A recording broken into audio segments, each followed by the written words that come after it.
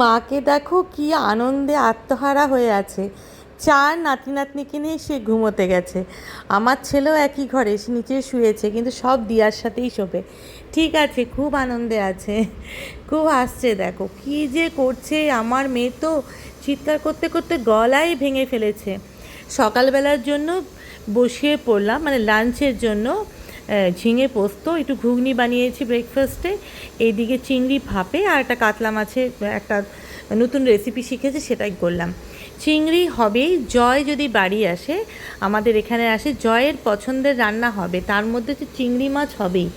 আমার বোন আবার চিংড়ি মাছ খায় না, তাই বোনের জন্য কাতলা মাছ করেছি।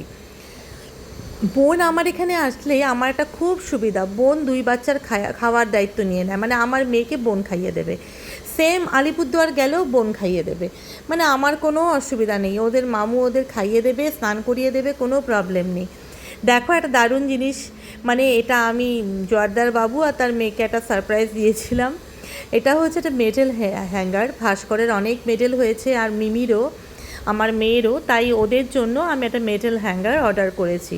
এখানে জোয়ারদাস লেখা আছে, অ্যাপোস্ট্রফি এস দিয়ে লিখিয়েছি, তার জন্য আবার নতুন করে লিখে বেশ ভালো করে পাঠাতে হয়েছে। একদিকে একটা রানারের ছবি দিয়েছি, একদিকে একটা ক্যারাটের পোজ দিয়েছি। এবার চললাম বোনদের সবাইকে নিয়ে, আমি সিটি সেন্টারে, জয় যায়নি, আমরা বোনেরাই গেলাম বাচ্চাদের নিয়ে।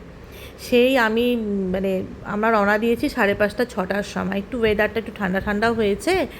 আর তুমি গাড়ির পেছনের অবস্থাগুলো দেখো, চারজনে মিলে, বড়গুলো তো তবু শান্ত, আমাদের বোনের মেয়ে খুব শান্তশিষ্ট, কিন্তু আমার ছেলেও বাচ্চাদের সাথে থাকলে একদম বাচ্চাই হয়ে যায়।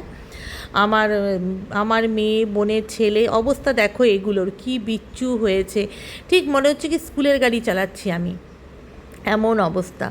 আমার বোনের মেয়ে আর আমার ছেলে একই ক্লাসে পড়ে, দুজন সমবয়সী, একটু ছোট বড়। তো আমরা প্রায় সিটি সেন্টারের কাছে পৌঁছেই যাব। আমরা এখন সেক্টর 5-এর দিকে ঢুকছি। ওই দেখো সেক্টর 5-এর দূরের অফিসগুলো দেখতে পাওয়া যাচ্ছে, টেকনোপলিস বিল্ডিং দেখা যাচ্ছে। আরও পৌঁছে গেলাম হচ্ছে আমরা এখন সিটি সেন্টারে। আমি অনেক দিন পরে সিটি সেন্টারে এলাম, মাঝখানে মনে হয় এসেছিলাম আমার মেয়ের জন্মদিনের ড্রেস কিনতে, আর অনেক দিন পর সিটি সেন্টারে এলাম। আমি অত শপিং টপিং করতে পছন্দই করি না, যা করি অনলাইনে আমার হয়ে যায়। আমার বোন আবার ভীষণ শপিং করতে ভালোবাসে, বোনের ছেলের জন্য একটা ড্রেস কিনলাম, ওর জন্মদিন সামনে, তার জন্য।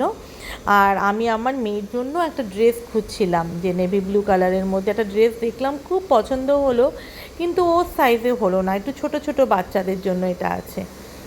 যাই হোক, বাড়িতে কিন্তু কিছু খাওয়া দাওয়া করে না, কিন্তু এদের কেএফসিতে খেতেই হবে। দেখো ভাব দেখে মনে হচ্ছে না কত কিছু খেয়েছে, কিন্তু কিছুই খায়নি, কিন্তু কোল্ড ড্রিঙ্কসটা খেতে হবে, আর আলুর যে চিপসগুলো হয়, কি বলে, ফিঙ্গার ফ্রাই, ওগুলো ওদের খেতে হবে। বাড়ির দিকে রওনা দিয়ে দিলাম। খুব দুঃখ লাগলো, দুই বোন মিলে কিচ্ছু খাইনি। একটু ফুচকা খাবো ভাবলাম, দেখি সিটি সেন্টারে কোনো ফুচকার দোকানও নেই, আর কোনো পাওভাজির দোকান নেই, সব উঠিয়ে দিয়েছে। আর রাস্তায় ফেরার সময় খুব জ্যাম ছিল, আর আমরা দুই বোন তখন দুটো ভাঁড়ের চা খেয়ে বাড়ির দিকে রওনা দিয়ে দিলাম। আর কি করব, ফুচকাটা খেতে খুব ইচ্ছা করছিল, বলো, এটা বোনের সাথে দাঁড়িয়ে দাঁড়িয়ে ফুচকা খাওয়ার একটা মজাই আলাদা। একটু রাস্তায় জ্যাম ছিল বলে 10 মিনিট দেরি হয়ে গেল, বাড়ি পৌঁছাতে পৌঁছাতে 8:30 প্রায় বেজেই গেল। মানে বৃষ্টি হচ্ছিল, বৃষ্টি শুরু হয়েছিল, আর খুব মেঘ ডাকছিল। এই সময় কী হয়, সবাই একসাথে বাড়ির দিকে রওনা দেয়, তো জাম হয়ে যায়।